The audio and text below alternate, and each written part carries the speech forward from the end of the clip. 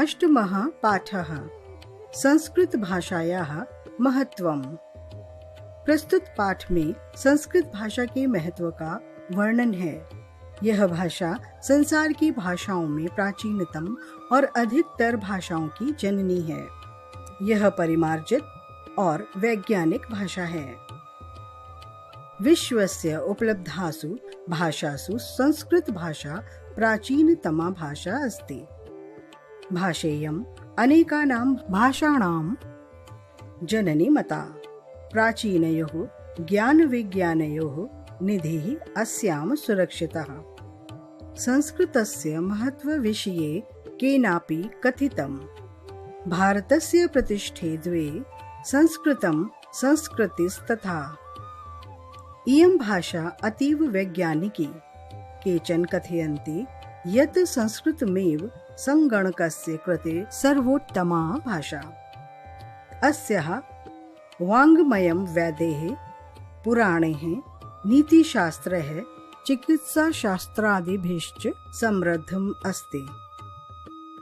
कालिदासादीनां विश्वकवीनां काव्यसौन्दर्यम् अनुपमम्। कौटिल्यरचितम् अर्थशास्त्रं जगति प्रसिद्धम् अस्ति। गणितशास्त्रे शून्यस्य प्रतिपादनं सर्वप्रथमम् आर्यभट्टः अकरोत्। चिकित्साशास्त्रे चरक शुश्रुतयोः योगदानं विश्वप्रसिद्धम्। संस्कृते यानि अन्यानि शास्त्राणि विद्यन्ते तेषु वास्तुशास्त्रं, रसायनशास्त्रं, खगोलविज्ञानं, ज्योतिषशास्त्रं, विमानशास्त्रम् इत्यादीनि उल्लेखनीयानि। संस्कृते विद्यमानाः सूक्तयः अभ्युदयाय प्रेरयन्ति। यथा सत्यमेव जयते, वसुधैव कुटुम्बकम्, विद्यामृतं श्नुते, योगः कर्मसु कौशलम् इत्यादयः। सर्वभूतेषु आत्मवत् व्यवहारं कर्तुं संस्कृत भाषा सम्यक् शिक्षयति। केचन कथयन्ति यत् संस्कृत भाषायां केवलं धार्मिकं साहित्यं वर्तते। एषा धारणा समीचीना नास्ति। संस्कृत ग्रन्थेषु मानवजीवनाय विविधाः विषयाः समाविष्टाः सन्ति। महापुरुषाणां मतिः, उत्तमजनानां धृतिः, सामान्यजनानां जीवनपद्धतिः च वर्णिताः सन्ति। अतः अस्माभिः संस्कृतम् अवश्यमेव पठनीयं। तेन मनुष्यस्य, समाजस्य च परिष्कारः भवेत्। उक्तञ्च अमृतं संस्कृतं मित्र, सरसं सरलं वचः। भाषासु महनीयं यद् ज्ञान विज्ञान पोषकम्। शब्दार्थ, शब्दों के अर्थ। भाषेयम्, भाषा जमा इयम्, यह भाषा। मता, मानी गई है।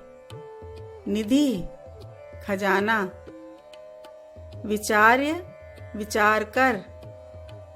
वाङ्मयम्, साहित्य। अनुपमम्, अतुलनीय। जगति, संसार में। रसायन शास्त्रम, रसायन शास्त्र। खगोल विज्ञानम, अंतरिक्ष विज्ञान। घृति, धैर्य। पोषकम, समर्थक। संधि विच्छेद। भाषा अस्ति, भाषा जमा अस्ति। भाषेयम्, भाषा जमा इयम्। केनापि, केन जमा अपि। संस्कृतिस्तथा, संस्कृति जमा तथा। अतीव, अति जमा इव। कालिदासादीनां, कालिदास जमा आदीनाम। नई धातुएं। अस होना, विद जानना, जी जीतना। केवलं पठनाय। काष्ठिकः वरुणदेवश्च। पुरा एकस्मिन् ग्रामे एकः सत्यप्रियः काष्ठिकः निवसति स्म। स्ववृत्त्यर्थं प्रतिदिनं वनं गत्वा सः कुठारेण काष्ठानि छिन्नति स्म। काष्ठानि विक्रीय सः सन्तोषपूर्वकं जीवनं यापयति स्म। एकदा सः काष्ठिकः एकस्याः नद्याः तीरे एकं विशालवृक्षम् आरूढयत्। काष्ठानि छिन्नति स्म। सहसा तस्य कुठारः नद्याः जले अपतत्। सः काष्ठिकः उच्चैः अक्रन्दत्। तस्य काष्ठिकस्य क्रन्दनं श्रुत्वा जलदेव वरुणः विप्रस्य रूपं धारयित्वा तत्र आगच्छत्। काष्ठिकं च अपृच्छत्, भो काष्ठिक, त्वं किमर्थं रोदिषि? काष्ठिकः अवदत्, भो विप्र, कुठारः एव मम जीवनाधारः। कुठारेण विना मम जीवनं वृथा। भवान् पश्यतु, मम कुठारः तु नदीजले पतितः, अतः कुठाराभावे अहं क्रन्दनं करोमि। भो विप्र, मम सहायतां कुरु। विप्रः उवाच, भो काष्ठिक, अलं चिन्तया, अहं नूनं तुभ्यं तव कुठारं दास्यामि।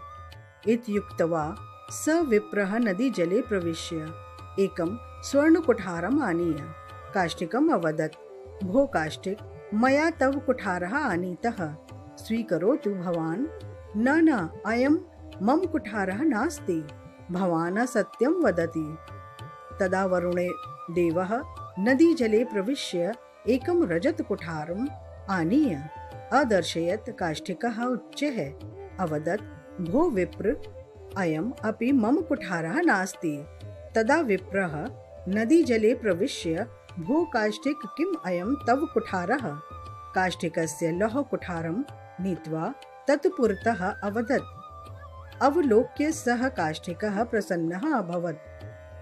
विप्र च अवदत्, आम्, अयमेव मम कुठारः, मह्यं यच्छतु भवान्। तदा काष्ठिकस्य सत्यवचनेन सः विप्रवेशधारी वरुणदेवः अतीव प्रसन्नो अभवत्। काष्ठिकं च अवदत्, भो काष्ठिक, त्वं धन्योऽसि। तव सत्यवचनेन अहं प्रसन्नो अस्मि। अहं तुभ्यं स्वर्णकुठारं रजतकुठारं च ददामि। सः काष्ठिकः विप्रम् अभिवाद्य स्वगृहम् अगच्छत्। उक्तच्च सत्यमेव जयते।